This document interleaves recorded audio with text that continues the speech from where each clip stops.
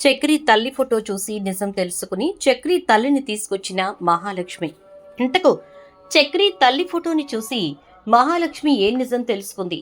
చక్రి తల్లిని ఎక్కడి నుంచి తీసుకొచ్చింది? అసలు చక్రి తల్లికి మహాలక్ష్మికి ఉన్న సంబంధం ఏంటి? ఇదంతా కూడా వీడియోలో చూసి తెలుసుకునేద్దాం.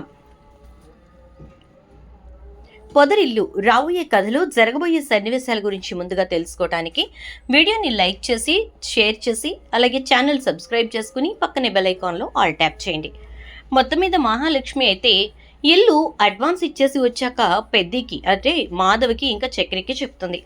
దాంతో ఇక మాధవ బాధపడతాడు. ఒక్క మాట చెప్తే నేను వచ్చేవాణ్ణి కదా, అక్కడ ఎలా ఉంటారో ఏంటో తెలీదు, చుట్టుపక్కల సెక్యూరిటీ ఉందో లేదో తెలియదంటే ఓనర్స్ కింద ఉంటారు, నా రూమ్ పైన, పర్వాలేదు భయమక్కర్లేదు పెద్ది అని అంటూ ఉంటే, ఏమ్మా ఈ ఇంట్లో ఉండలేకపోయావా, ఉండటం కష్టంగా అనిపించిందా అంటే అదేం కాదు పెద్ది అని చెప్పని అంటుంది. ఇక చక్రి అయితే మహాలక్ష్మి చుట్టే తిరుగుతూ ఉంటాడు. వెళ్ళిపోవాల్సిందేనా, ఇక అంతేనా అంటూ ఉంటాడు. అంతే అంటే ఏంటా అంతే అంటే అర్థం అని అంటూ ఉంటే, అలా కాదు, ఇక ఇక్కడ ఉండడానికి ఇబ్బంది ఏంటి, ఎక్కడున్నా ఒకటే కదా, అయినా మిమ్మల్ని మీ ఊరు నుంచి పట్నం తీసుకెళ్ళు అంటే ఇక్కడికి తీసుకొచ్చాను, మీకోసం మిమ్మల్ని కాపాడుకోవటం కోసం పెళ్ళి అంటే చేసుకున్నాను, తీరా ఎక్కడో ఉంచితే ఇబ్బంది పడతారని తీసుకొచ్చి మా ఇంట్లోనే ఉంచాను, ఇన్ని చేసిన నాకు ఇలా వేరే ఇల్లు చూసుకుంటున్నానని ఒక్క మాట చెప్పాలనిపించలేదా మీకు అని అంటాడు. దాంతో ఏంటి చెప్పేది, దేనికి చెప్పాలి అంటూ మహాలక్ష్మి అడిగేసరికి, ఏంటండి మరి అసలు మీకు నాకు ఏ సంబంధం లేదన్నట్టు మాట్లాడతారంటే ఏ సంబంధం ఉంది చెప్పండి, ఏ సంబంధం ఉంది అని చెప్పని అంటుంది. ఏమీ లేదులేండి అని చెప్పని బాధపడుతూ ఉంటాడు. చక్రి పడుతున్న బాధని మాధవ అర్థం చేసుకుంటాడు. ఎందుకంటే చక్రి మహాలక్ష్మిని ప్రేమిస్తున్నాడని చెప్పి మాధవకు తెలుసు. మహాలక్ష్మి కేవలం చక్రిని తనకు ఆపద్ధర్మంగా ఉపయోగపడ్డ మనిషిగానే చూస్తోంది. దానికి తోడు చక్రి చెప్పిన అబద్ధాలు మహాలక్ష్మి నుంచి చక్రిని దూరం చేసేశాయి. ఇక మాధవ ఇదంతా గుర్తు తెచ్చుకుని చక్రి ఒక్క పని చేయడసలు అని చెప్పని అనుకుంటూ ఉంటాడు. ఈలోపు ఏం జరుగుతుందంటే ఇక మాధవకైతే చాలా బాధగా అనిపిస్తుంది.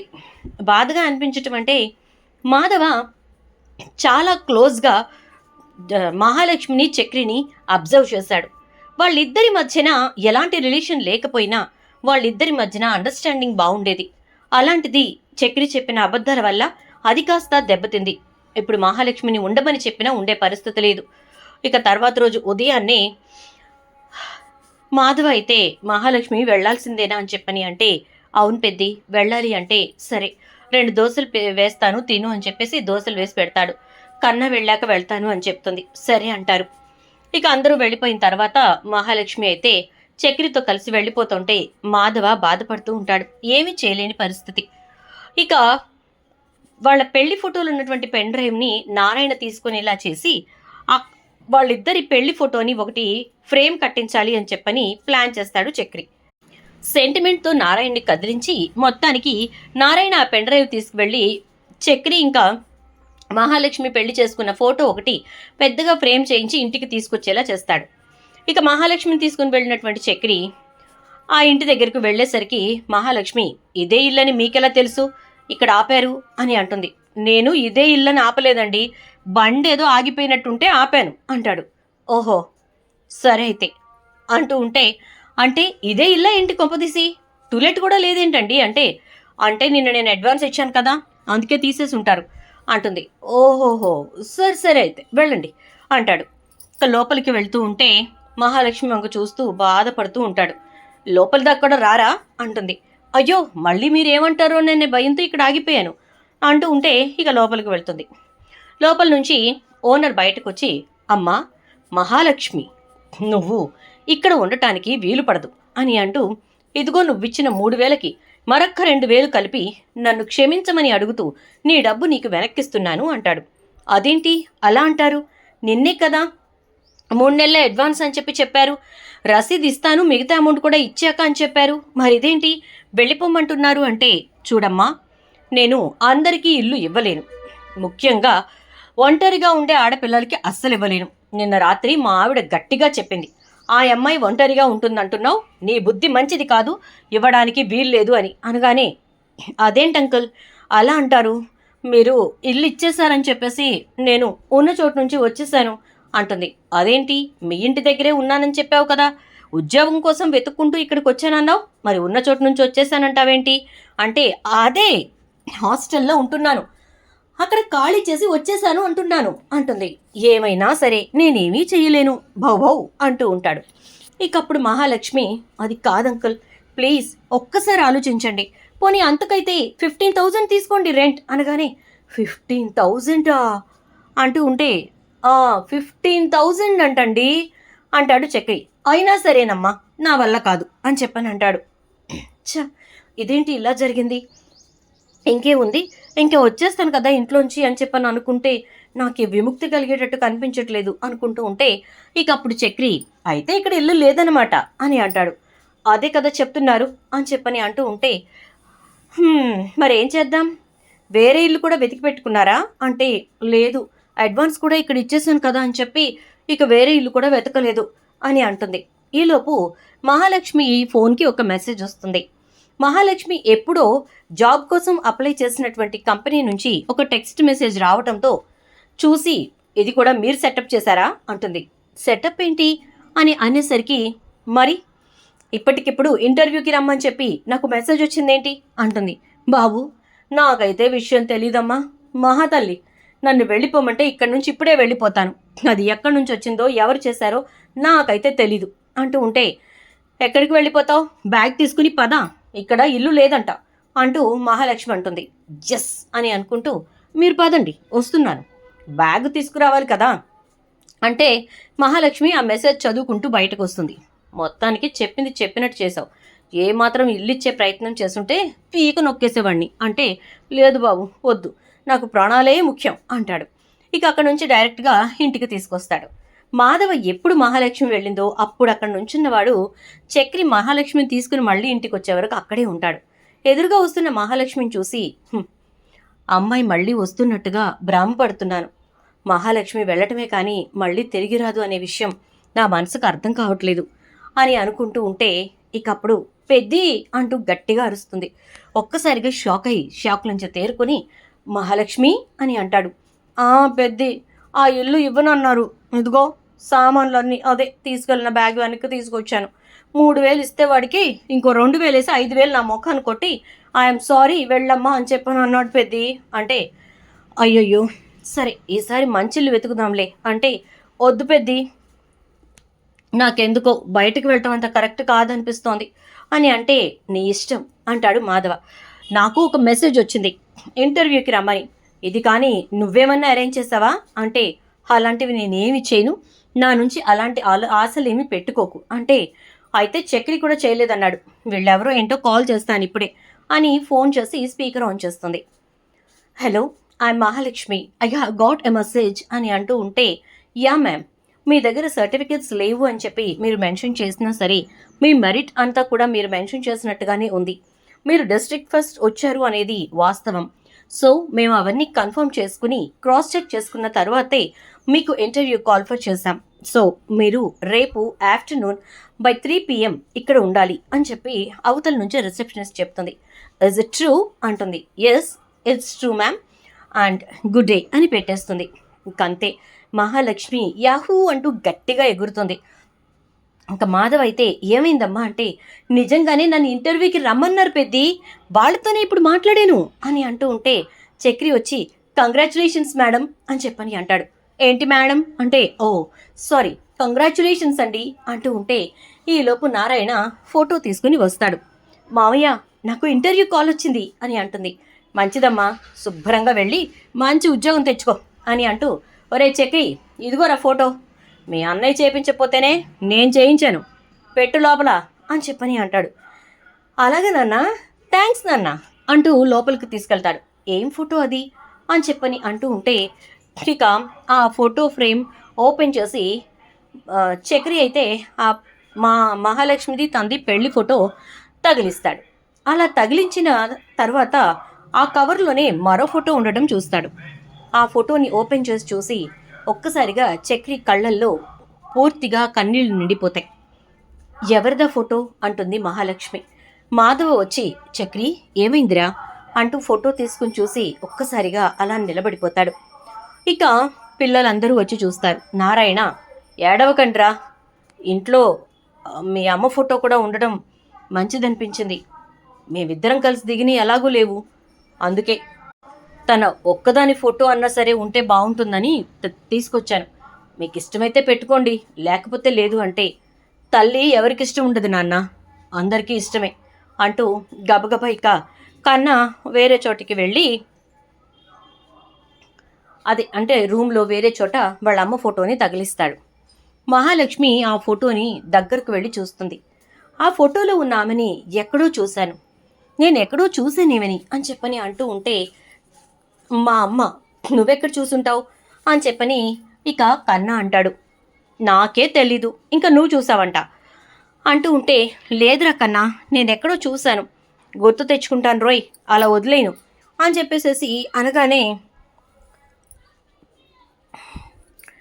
ఇక ఒక్కసారిగా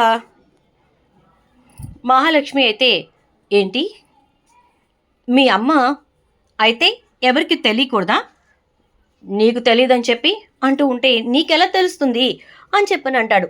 ఎక్కడో చూశాను, ఆగరా గుర్తు తెచ్చుకుంటాను అంటూ టక్కుమని గుర్తు తెచ్చుకుంటుంది. ఎస్, మా ఇంట్లో ఈ ఫోటో చూశాను నేను అని అనగానే, మీ ఇంట్లో ఈ ఫోటో చూసావా, మీ ఇంట్లో ఈ ఫోటో ఎందుకుంటుంది అని చెప్పి ఇక కేశవ అడుగుతాడు. అది నాకు తెలీదు, మా ఇంట్లో ఉంది, ఫోటోనే కాదు మా ఇంట్లో ఈ మనిషి కూడా ఉంది అంటుంది. ఏంటి, మీ ఇంట్లో ఈ మనిషి ఉందా అంటూ చక్రి మాధవ వస్తారు. నారాయణ చెవులు విప్పారబెట్టుకుని ఒక్కసారిగా షాక్ అయిపోతాడు.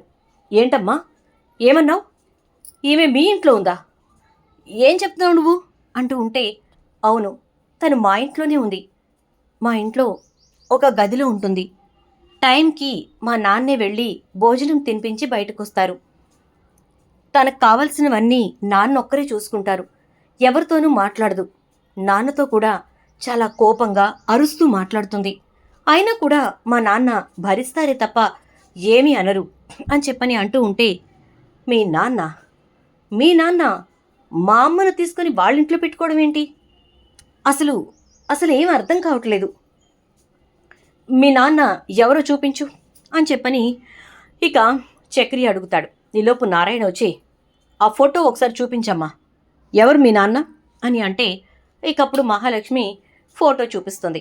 ప్రతాప్ ఫోటో చూసి నారాయణ ఒక్కసారిగా షాక్ అవుతాడు. నువ్వు వీడి కూతురివా అని అంటాడు. అవును మావయ్య అంటే, వీళ్ళమ్మ మీ ఇంట్లోనే ఉందా అని అడుగుతాడు.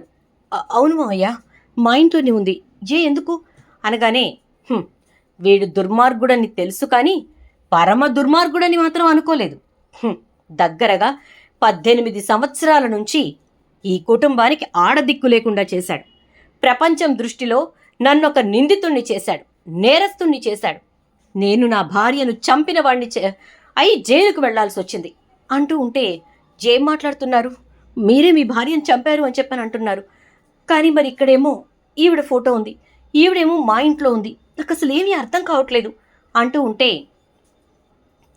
జరిగిన కథ వేరు అంటూ అప్పుడు తన పిల్లలకి కూడా విషయం చెప్తాడు. మాధవ, ఇప్పుడు అవసరమా నాన్న అంటే, చెప్పాలిరా, చెప్పాలి, చెప్పకపోతే ఎవరేంటో ఎవ్వరికీ తెలీదు కదా అని అంటాడు.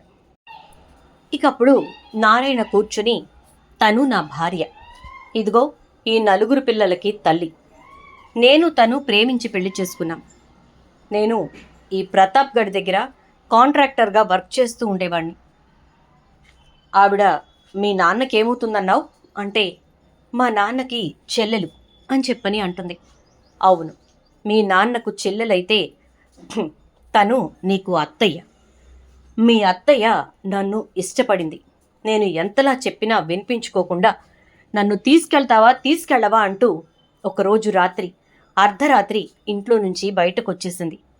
తప్పని పరిస్థితుల్లో తన ఇంటికి తీసుకెళ్తే చచ్చిపోతానని చెప్పి అనడంతో నేను తన్ని తీసుకుని వచ్చేశాను. ఆ రోజు నుంచి నన్ను వెతకని చోటు లేదు ఈ ప్రతాప్. చివరికి నాకు 4 పిల్లలు పుట్టారు.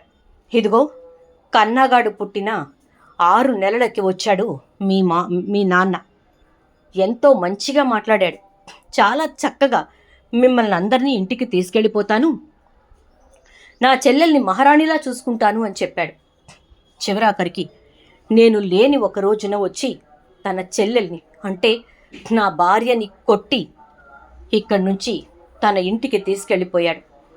మాధవ ఎంత అడ్డుపడినా వాడు వదల్లేదు. ఇంటికి తీసుకొచ్చి బంధించి పెట్టాడనమాట. నలుగురు బిడ్డల తల్లైనా సరే తన చెల్లెలు తన పరువు తీసిందనే కోపంతో ప్రతాప్ ఈ పని చేశాడు అని చెప్పని అనేసరికి మహాలక్ష్మి ఒక్కసారిగా షాక్ అయిపోతుంది. తనేదైతే చేసిందో తన అత్త కూడా అదే పని చేసింది, అంటే తన తండ్రి అంత దుర్మార్గుడు అనమాట అనుకుంటూ, మావయ్య నువ్వు చెప్పిందంతా నిజమా? మరి నువ్వు నీ భార్యను చంపి జైలుకు వెళ్ళావని ఆ తాయారు పిన్ని చెప్పింది అని అంటే అది ఊరంతా అలాగే ప్రచారం చేసింది. మీ నాన్న మీ అత్తని కొట్టినప్పుడు రక్తం కారింది, ఇదిగో ఈ నేల మీదే ఆ రక్తం అంతా పడుంటే అందరూ నేనేదో కొట్టి చంపేశాను, ఎక్కడో పాతి పెట్టేశాను అని చెప్పని అనుకుని నన్ను పోలీసులకు అప్పగించారు. వాడు పోలీసుల్ని మేనేజ్ చేసి మొత్తానికి మీ అమ్మని మీ అత్తయ్యని కనిపించకుండా చేసి చివరాఖరికి నన్ను హంతకుణ్ణి చేశాడు అని అంటూ ఉంటే వెంటనే మహాలక్ష్మి, చక్రి నన్ను మా ఇంటికి తీసుకెళ్ళు అంటుంది. వెంటనే చక్రి కూడా సరే అంటూ అన్నయ్య అంటే వెళ్ళరా అంటాడు.